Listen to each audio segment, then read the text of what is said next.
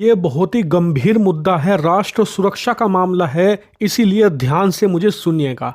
आप ये स्क्रीनशॉट में देखिए, हाल ही में ये पॉडकास्ट जो एएनआई के यूट्यूब चैनल पर पब्लिश किया गया बहुत ज़्यादा फेमस हो चुका है, क्योंकि इसमें जो पैनलिस्ट बैठे हैं वो डिफेंस एक्सपर्ट हैं, फॉरेन पॉलिसी के भी एक्सपर्ट हैं और कुछ राजनीति के एक्सपर्ट हैं। लेकिन अपनी इस चर्चा में इन्होंने भारतीय वायुसेना के लिए जो अभद्र शब्दों का इस्तेमाल किया, वायु सैनिकों के लिए शब्दों का इस्तेमाल किया, वो बिल्कुल भी एक्सेप्टेबल नहीं है। बहुत ही निचले लेवल के शब्द इन्होंने यूज़ किए हमारे वायुसेना के अधिकारियों के लिए।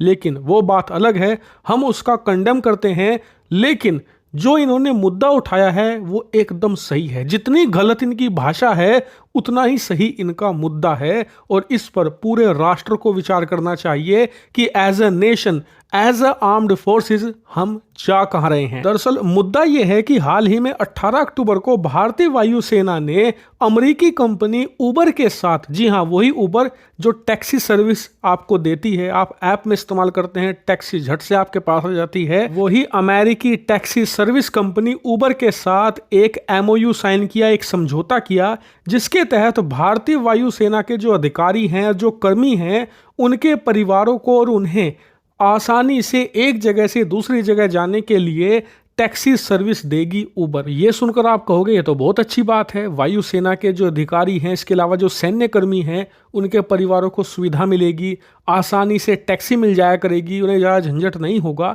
एक तरीके से ये हमारे वायु सैनिकों के लिए एक बहुत ही बेहतर एमओयू है। लेकिन फिर भी भारत के लगभग सभी पूर्व वायु सैनिक अधिकारी, तमाम जितने भी डिफेंस एक्सपर्ट हैं, सब इस एमओयू को कैंसिल करने की मांग कर रहे हैं। ऐसा इसलिए क्योंकि देखिए, उबर एक ऐसी टैक्सी सर्विस देती है जिसमें लोकेशन का इस्तेमाल होना ही होना है। बिना लोकेशन के इस्तेमाल के आप किसी भी सूरत में इस टैक्सी सर्विस ऐप को इस्तेमाल कर ही नहीं सकते। आप मुझे खुद बताइए कि भारतीय वायुसेना का मान लीजिए कोई अहम कमांडर इस सर्विस का इस्तेमाल करते हुए यात्रा करता है, तो उबर के पास उस वायु सैनिक अधिकारी की ट्रैवल हिस्ट्री जाएगी, कहाँ वो रहता है, कहाँ वो जाता है, क्या करता है, सारी हिस्ट्री उसके पास होगी। और इसका इस्तेमाल सिर्फ अमेरिका ही नहीं, हमारे जितने भी दुश्मन देश हैं वो कर सकते हैं, हमारे कमांडरों को, हमारे वायु सैनिक अधिकारियों को टारगेट करने के लिए। मैं आपको इसका उदाहरण देता हूं। दरअसल अब से 10-12 साल पहले, स्क्रीन पर आप देखिए, कुछ इस प्रकार के एक फिटनेस बैंड का खूब चलन था, जो कि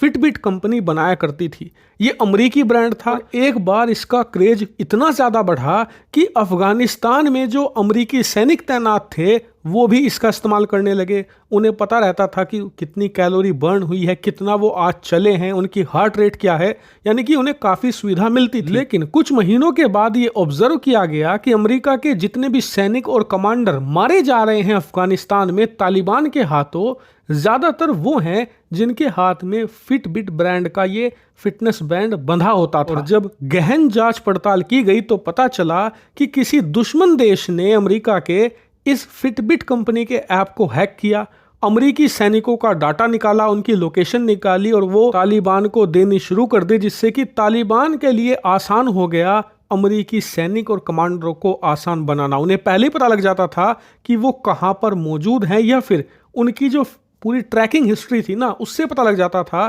कि अमेरिकी सैनिक कहाँ ज़्यादा जाते हैं। वो पहले ही घात लगाकर बैठते थे और फिर सैनिकों को मार देते थे। इसीलिए अमेरिका को खुद अपने ही देश की कंपनी को इसे बैन करना पड़ा कि अमेरिकी सैनिक इसे नहीं पहनेंगे। ये एक छोटा सा एग्जाम्पल है, ये तो 10-15 साल पुराना है। लेटेस्ट देख लीजिए, कुछ ही महीने पहले इलेक्ट्रॉनिक डिवाइस पेजर का इस्तेमाल करते हुए इजराइल ने कैसे जो हिजबुल्लाह के बड़े बड़े कमांडर थे उन्हें ना सिर्फ मारकर गिराया, बल्कि सैकड़ों नहीं हजारों की संख्या में हिजबुल्लाह के जो लड़ाके थे उन्हें घायल भी कर दिया सिर्फ एक ही अटैक से। तो यानी कि आप देखा जाए कि इलेक्ट्रॉनिक वारफेयर के ज़माने में आप दुश्मन देश को कोई भी यहाँ पर मौका नहीं दे सकते, लेकिन आप तो लिटरली एमओयू साइन कर रहे हैं एक विदेशी कंपनी के साथ, अपने सैनिकों की जान खतरे में डाल रहे हैं, अपने कमांडरों की जान खतरे में डाल रहे हैं। और उससे भी बड़ी बात ये कि अगर आपको ऐसा एमओयू साइन करना ही था तो क्या भारतीय कंपनियां मर गई थी? उबर एक विदेशी कंपनी के साथ तो आपने साइन किया, भारत की खुद की ओला नाम की कंपनी है, वो भी ऐसी सर्विस देती है, बल्कि इससे बढ़िया सर्विस देती है। आप उनके साथ भी साइन कर सकते थे। हालांकि अब आप में से कुछ लोग कहेंगे कि यार तुम्हें ज्यादा पता है वायुसेना से, वायुसेना ने सोच समझकर ही ये एमओयू साइन किया होगा। तो बात आपकी सही है, लेकिन एक बात मुझे बताइए कि वायुसेना ने उबर के साथ जब ये साइन की डील, तो उस समय बहुत ही गर्व के साथ ट्विटर पर फोटो डाल दी, लेकिन कुछ ही घंटों के बाद जब इनका क्रिटिसाइज किया जाने लगा, सवाल उठाए जाने लगे, तो फिर इन्होंने डिलीट क्यों की फोटो? उसे रखते, बल्कि क्लैरिफिकेशन देते कि हमने बचाव के ये उपाय अपनाए हैं, या फिर हम ऐसे अपने जो पब्लिक डेटा सेफ्टी है उसका पालन करेंगे। लेकिन ऐसा कोई भी क्लैरिफिकेशन अब तक नहीं आया है। लगभग 3 हफ्ते बीत चुके हैं और उल्टा जो फोटो थी उन्हें डिलीट कर दिया गया है वायुसेना की तरफ से। अब बताइए, आलोचना ना करें तो क्या करें? कमेंट करके जरूर बताइए।